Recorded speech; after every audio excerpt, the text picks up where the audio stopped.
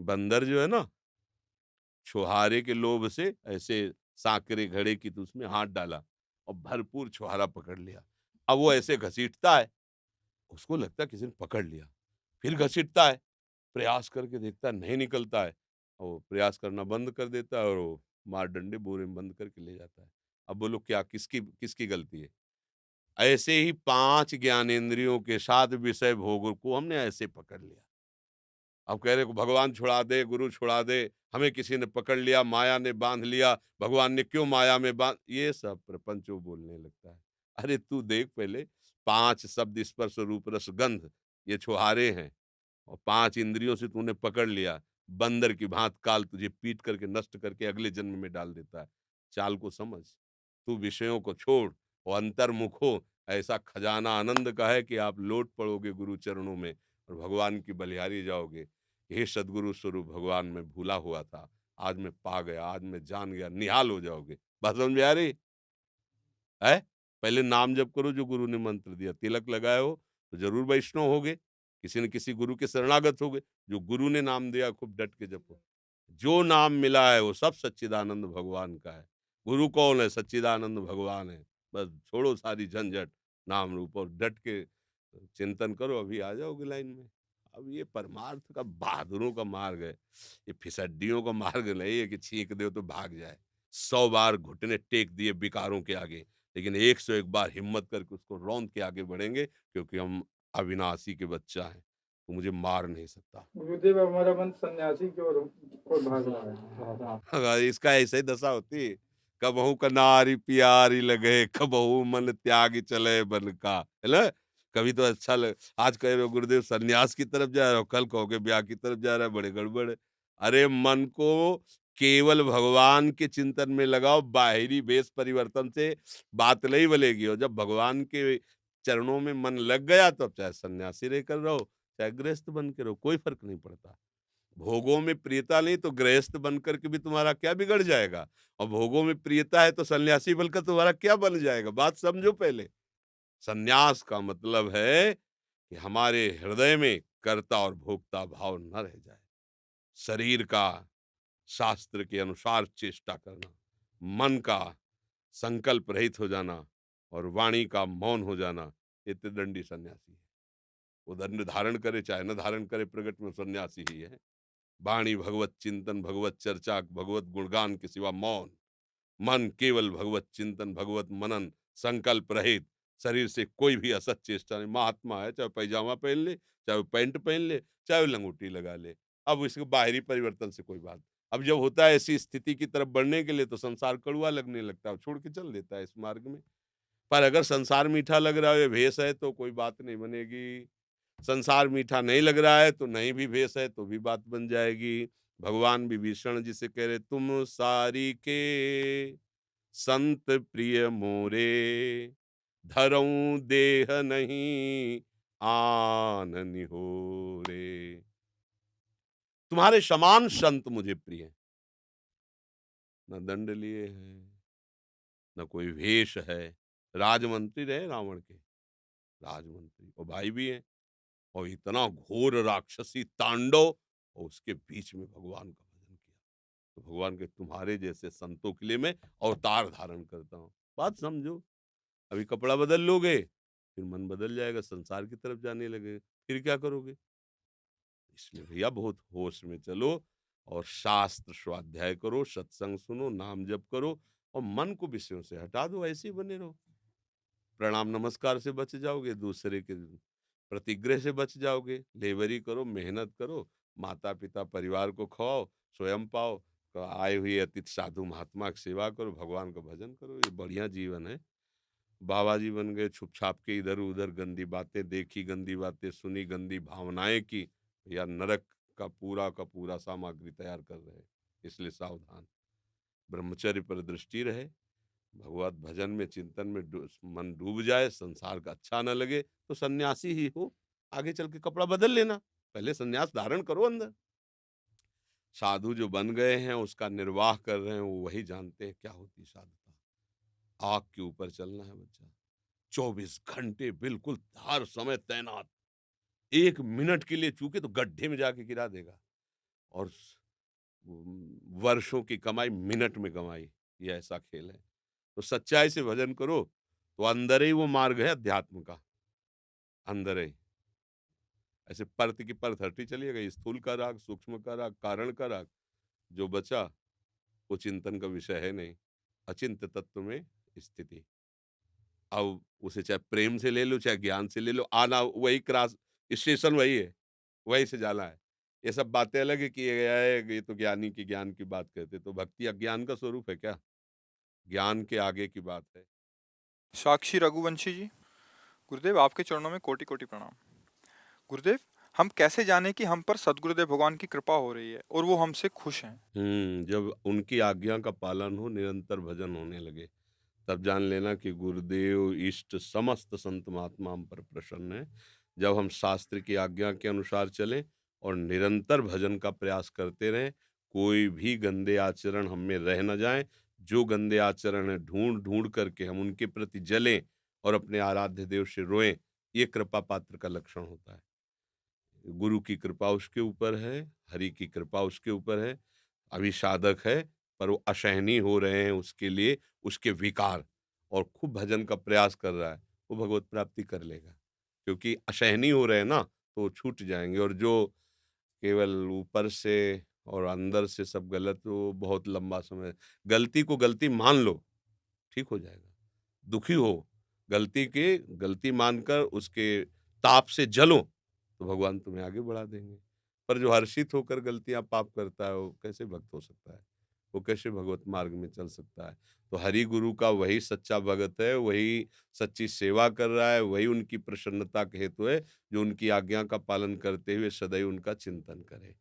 अगर हमारा भजन ठीक चल रहा है, हमारे आचरण ठीक है, तो हम पर गुरु प्रसन्न है, हरि प्रसन्न है, सबकी हमारे ऊपर कृपा है। पूजनीय भाई जी महाराज का अगर आपने जो प्रवचन दिए थे वो मैंने सुना था, तो उसमें शरणागति के 7 सूत्र आपने बताए थे। तो उसमें वो आखिरी में कहा था कि जो शरणागति का अंतिम पड़ाव रहता है वो प्रभु खुद पूर्ण कर देते हैं और आपको पूर्ण कर देते हैं। तो ऐसा नहीं कि स्वामी जी की प्रथम पड़ाव से लेकर के अंतिम पड़ाव तक पूर्ण प्रभु ही कर लेते हैं। इसमें बात ये है कि अहम जो है ना, वो बना रहता है। मैं प्रभु का दास हूँ, मैं सत्य मार्ग पे चलता हूँ, मैं भजन करता हूँ, मैं कभी असत आचरण नहीं करता। ये सूक्ष्म अंदर बना रहता है, और जब तक ये सूक्ष्म भाव भी नहीं मिटेगा, तब तक हमारी पूर्ण शरणागति नहीं होगी। पूर्ण शरणागति होती है कि मैं शरणागत हुई, भाविक अंतर्ध्यान हो गया। अब केवल शरण ही शरण रह गया। समझ रहे हो ना? ये वही करते हैं। वो आके बैठ जाते हैं। अब वहां तक पहुंचने के लिए आपके अहम की जरूरत है। क्या जरूरत है? मैं प्रभु का हूं, प्रभु मेरे है, प्रभु के सिवा मेरा कोई नहीं। अभी है अहम, ये इसमें चल रहा है, और जहां ये अहम आगे बढ़ा, मैं प्रभु का हूं, अब आगे बढ़ा, सब छूटा इसमें ना। मैं किसी का नहीं, कोई मेरे काम का नहीं, मैं किसी के काम का नहीं। पूरा सृष्टि का नाना तो खत्म हुआ। इसके बाद जब सामने आया, तो मैं लीन हो गया। मैं लीन क्या हो गया? चित चोर है, चुरा लिया, इसको क्यों बकाया, मैं क्यों रखे हो, लाओ इधर। तो केवल प्रभु बच गए। मैं प्रभु का हूं, ये भी बात खत्म हो गई। अब केवल प्रभु है। अब जैसे मैं प्रभु का हूं, प्रभु मेरी रक्षा करे, प्रभु मेरी भक्ति बढ़ावे, प्रभु मेरा सुख संविधान करे, ये चाह रहेगी। और जब ये मैं प्रभु चुरा लेंगे ना, तो ये भी सब खत्म हो जाएगा। अब तो जोई प्यारो करे सोई मोहि भाई। अब ना उसको ये मतलब कि ये नहीं होना चाहिए, ये होना चाहिए। ये गलत हुआ, ये सही हुआ, ये भी खत्म। कर्माणि श्रुति बोधितानि नितराम कुर्वन्तु कुर्वन्तु माः। गूढ़ाश्चर्य रसास्रगादि विषयान् गृह्णन्तु मुञ्चन्तु वा। कैर्वा भाव रहस्य पारगमति श्री राधिका प्रेयसा। ये स्थिति जानते हो क्या हुई? वो शास्त्र के अनुसार कर्म हो रहा है तो ठीक, नहीं हो रहा तो कोई बात नहीं। वो विषय त्याग किए बैठा है तो कोई बात नहीं, विषय सेवन कर रहा है तो कोई बात नहीं। वो बहिर्मुख पुरुषों के बीच में बैठा है तो कोई बात नहीं, अकेला बैठा है तो कोई बात नहीं। बोले क्या हुआ? हुआ क्या? बोले ऐसे रहस्य में उसकी स्थिति हो गई कि इन सब बाहरी प्रभाव से खत्म। अब वो अहम जो था, वो प्रभु ने ले लिया। अब उसके अंदर ये भी भान नहीं रह गया कि मैं प्रभु का हूँ। केवल प्रभु ही है। ये काम प्रभु करते हैं। हाँ, और शरणागति के प्रारंभ से लेकर के यहाँ तक पहुँचाने के लिए प्रभु ही संत और सद्गुरुदेव शास्त्र रूप में उसको पहुँचाते हैं।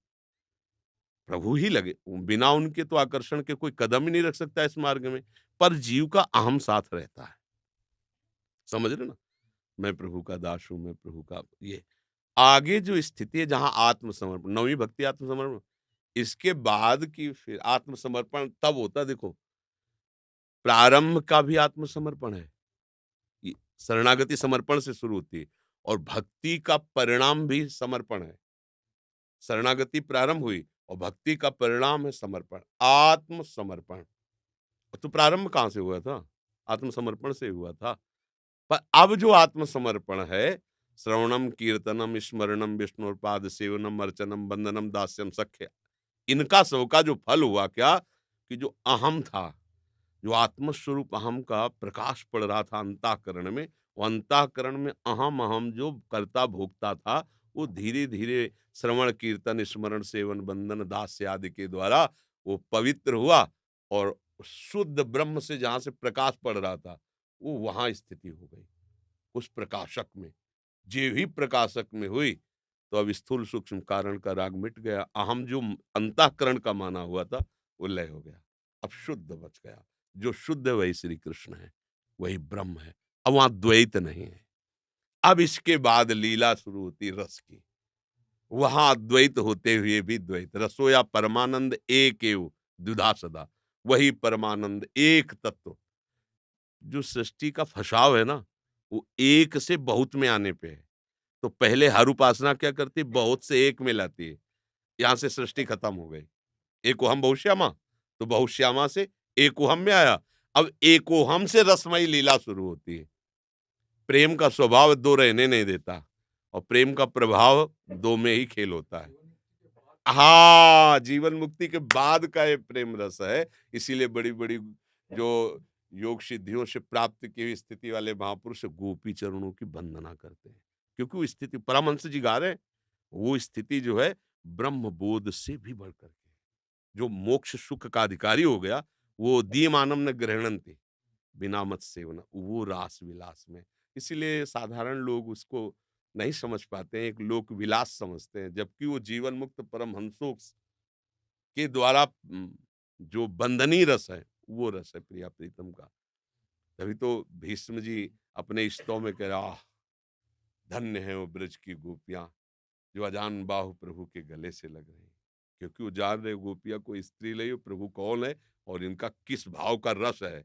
वो जीवन मुक्तता को पीछे ठेल करके वेणु कानन क्वणित श्रवण सुंदर सुनत मुक्त सम सकल सुख पाए पग पेलिरी, वो आगे। नहीं तो अखंडानंद में ही लीन होकर वो जीवन मुक्त महापुरुष स्थित हो जाता है। प्रेमी जन उसको क्रॉस कर जाते हैं। ब्रह्म तेज को ज्योति जहां योगेश्वर धरे ध्यान, ताही को आवरण यहाँ नहीं पावे को जान। उसको भेद कर आगे नहीं, ये आचार्य गुरु कृपा से, आराध्य देव की कृपा से फिर वो प्रेमी आत्मस्वरूप से, जैसे सहचरी है, गोपी है, भगवान के श्रीअंग का जो सेवन कर रहे हैं, वो देह से नहीं है। भगवान चिदानंद है ना, तो वो चिदानंद वपु ही धारण करके वहां दिव्य सेवा में। भगवान के दिव्य धाम में कुछ भी पार्थिव नहीं है। ब्रह्मा का रचा हुआ धाम नहीं है, तो वहां ब्रह्मा की सृष्टि कुछ नहीं है, वो सब चिदानंद में है। अब अपने लोग प्राकृतिक मन बुद्धि से क्या चिदानंद कैसे जानेंगे? तो ये अनुभव गम में भजें जी संता, फिर आगे चल के तो वो जो तेज का ये भगवान करते हैं, समझ रहे हो? इन भावों में वही शास्त्र और संत सदगुरुदेव के रूप में सहयोग कर पर आम रहता है, और वो आम जब उसमें लय हो गया मूल में, तत्वम अश्मा में, जो अब मैंने, अब यहां अगर रुक गया तो मोक्ष हो गया। अब यहां से क्रॉस करके जब आगे बढ़े तब पाई रस भक्ति गुण जुग जुग जग दुर्लभ भव इंद्रादि विधिम आगम अरु निगम पुराण अगोचर सहज माधुरी रूप निधिम अनभय आनंद कंद निज संपत्ति गुप्त सुरीति प्रगट करनम। अब प्रगट हुआ चिदानंद खेल अनादिकाल से अनंत काल तक। तो ये आगे का रस भक्ति के ये चरम सीमा, इसीलिए वृंदावन का प्रेम रस सबसे गूढ़ और दुर्लभ कहा गया है, क्योंकि काशीनाथ मोक्ष प्रदान करने वाले भी यहाँ इस रस के लिए गोपी बने आगे के लिए। तो अगर केवल वही मोक्ष सुख सर्वश्रेष्ठ होता तो वो तो प्रदान करने वाले हैं, वो काहे को नथनी बाला पहन करके गोपीश्वर बन करके रास में प्रवेश पाते। ये बात एक बार प्रवचन में आपने कहा था कि अपने आप को साधक समझ करके बाकी जो कुछ देख रहे हैं वो सब कुछ साध्य है। हाँ, साध्य का मतलब भगवत स्वरूप है, केवल देखो, व्यवहार में मत उतारना, केवल देखना है, समदर्शनम ना कि वर्तल। ये सूक्ष्मता से मतलब बहुत सबल के प्रतिकूल से वर्जलम, ले तो अभी आप कहोगे फिर प्रतिकूल से वर्जलम क्या, जब सदा तो ये इसीलिए अनुभव गम्य, ये जो परमार्थ है ना, ये केवल वाक चातुरी से नहीं, इसमें अनुभव गम्य है। प्रतिकूल से वर्जनम, इस पर विशेष ध्यान दो, क्योंकि अनुकूलता पर चलने के लिए जो हमारी टांग घसीट रहा है वो प्रतिकूलता है। जो हम आचार्य गुरु इष्ट के प्रतिकूल चल रहे हैं, तो पूरी दृष्टि जमा दो प्रतिकूल से वर्जनम, तो जो बचेगा वो श्री कृष्ण के अनुकूल स्वभाव हो जाएगा, दैवी संपदा जागृत हो जाएगी। एक थोड़ी दैवी संपदा, संपूर्ण सद्गुण जागृत हो जाएंगे। भगवान सद्गुण समुद्र है, सब आ जाएगा। उनको जो पसंद है वो स्वभाव आ जाएगा, जो पसंद है वो आप में दिव्यता आ जाएगी। प्रतिकूल से वर्जनम पर दृष्टि रखो। हम क्या करते हैं कि हम प्रतिकूल से को छुपा लेते हैं, जो वर्जनम है ना वो बहुत सेफ्टी से रखते हैं, कोई जान ना पावे। अगर कोई जनाना भी चाहता है तो हम उसका विरोध कर देते हैं। उपासक ऐसा नहीं होता, उपासक खुली किताब होता है। हमारे अंदर काम क्रोध लोभ मोह मद मत्सर प्रभाव डाल रहे हैं और मैं इनसे निकलना चाहता हूँ, पूरा का पूरा उसका लक्ष्य होता है प्रतिकूल का त्याग कर देना। जो बचा वो अपने आप, आसुरी संपदा का तुम त्याग करो, दैवी संपदा अपने आप आ जाएगी, आ जाएगी ना। ऐसे प्रतिकूल से वर्जनम, प्रभु जो निषेध कर रहे हैं, प्रभु की प्रसन्नता ही है। अनुकूलता क्या है? प्रभु के अनुकूल चलने का मतलब है प्रभु की आज्ञा का पालन करना। तो भगवान ने गीता जी में अर्जुन को अपने रिझाने की बातें बता रहे हैं, चाहे ज्ञान से रिझा लो, चाहे योग से, चाहे कर्म योग से, चाहे भक्ति से। जैसे एक श्लोक में कह रहे हैं, अद्वेष्टा सर्वभूतानां मैत्रः करुण एव च निर्ममो निरहंकारा सम दुखा सुखा क्षमे। अब एक शब्द, किसी से भी हमें किसी भी तरह का दोष नहीं रखना, संबंध नहीं, दृष्टि नहीं, क्रिया नहीं। अद्वेष्टा सर्वभूतानां। अब हम क्या करते हैं, इस श्लोक का गान करते हैं, पर किसी से काम का संबंध है, किसी से क्रोध का संबंध है, अंदर उस व्यक्ति का चिंतन करके द्वेषात्मक जलन कर रहे हैं, रागात्मक जलन कर रहे हैं। कोई वस्तु अनुकूल, कोई प्रतिकूल, कोई क्रिया अनुकूल, कोई प्रतिकूल, ऐसे ही हमारा पूरा जाल फैला हुआ है, वहां द्वेष्टा नहीं हो पाए। हम श्री कृष्ण के अनुकूल नहीं चल पा रहे, हो गई ना। अगर प्रतिकूल वर्जनम, तो जो बचा ना वो अद्वेष्टा बचा ना। अब मैत्रः करुणेवश्य, सबसे मित्रता का व्यवहार करो, पर निर्ममो, सब पर करुणा का भाव रखो, निरहंकारा, बड़ी बात है। सेवा करो, सबकी प्रियता की बात करो, लेकिन ममता ना होने पावे। जो तुम्हारे पास बुद्धि बल सामग्री है ये भगवत स्वरूप सेवा के लिए है, लेकिन तुम्हारे अंदर अहंकार ना होने पाए कि मैं इस पर करुणा कर रहा हूं। और आपकी स्थिति सम होनी चाहिए, दुख सुख में समान, और आप क्षमावान होने चाहिए। चाहे जितना आपको कोई परेशान करे, आपके हृदय में क्षमा रूपी बल जागृत होना चाहिए। अब एक श्लोक उतार लो, पूरी गीता का सार आपके हृदय में आ जाएगा। कोई भी, मयि एव मन आधत्स्व मयि बुद्धिम निवेश, पूरा जीवन इसी में लगे अपने लोग, नहीं लगे। तुम केवल प्रतिकूल का त्याग कर दो, अनुकूलता तो छा जाएगी, दैवी संपदा तुम्हारे में छा जाएगी। हम प्रतिकूलता के कारण ही श्री कृष्ण अनुकूलता को जान ही नहीं पा रहे हैं ना। अगर हम अपने मन के गति के अनुसार चलेंगे तो प्रतिकूल ही आचरण करवाएगा, भगवत विमुख आचरण कराएगा, शास्त्र विरुद्ध, देख लो ना। और अगर हम प्रभु की आज्ञा के अनुसार चलेंगे तो हमें जलाएगा, ये हमें क्लेश देगा। और यम ही न व्यथ्यन्ते ते पुरुषम पुरुषर्षभ सम दुखा सुखा धीरम स्वमृतत्वाय कल्प। वो ये बात सुनो, हमारे द्वारा प्रतिकूल आचरण बिल्कुल कदापि कभी भी कहीं भी किसी से भी नहीं होना चाहिए। इस पर पूरी दृष्टि जमा दो, अपने आप सब ठीक हो, पूरा सिस्टम ठीक हो जाएगा, अपने आप ठीक हो जाएगा। ये कठिन लगे तो फिर एक बात में लगा दो, हमें केवल नाम स्मरण करना बस। वो उधर भी सब ठीक कर देगा, इधर भी सब ठीक कर देगा। आपकी सारी अनुकूलता ला देगा, प्रतिकूलता खत्म कर। एक केवल बस माम अनुस्मर, अव्याव्रत भजनात्, अनन्यश्चिंतयन्तो माम। फिर योगक्षेम वो कह रहे हैं मैं करवा दूंगा। करवा क्या दूंगा? हो ही जाएगा। तो कुछ तो पकड़ लें। अगर वो उधर प्रतिकूल से वर्जन में ना पकड़ पाओ कि हमारी इतनी सामर्थ्य नहीं बन रही, तो हम तुम्हें सामर्थ्य बताते हैं। भगवान कह रहे अनन्य चेता सततम, समझ लो सब बात बन गई। एक चीज पकड़नी पड़ेगी, कोई एक परमार्थ की कोई एक बात पकड़ लो, पूरा का पूरा साम्राज्य परमार्थ का आ जाएगा। बहुत बातें हम एक साथ धारण नहीं कर सकते, कोई एक बात पकड़ो जो सबको ले आवे। तो सबसे सार बात इसमें लगी कि अगर हम भगवत स्मरण पर पूरा जोर दे दें, सद्गुणों को और दुर्गुणों को,